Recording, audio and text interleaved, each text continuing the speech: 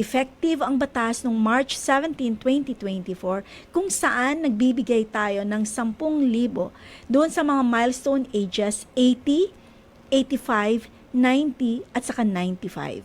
80. Sa mga malapit na po mag-80 years old, yung mag-85 years old, 90 years old, at 95 years old, meron. So, yan yung mga octogenarian. Kasama And po dyan. nonagenarian. And nonagenarians.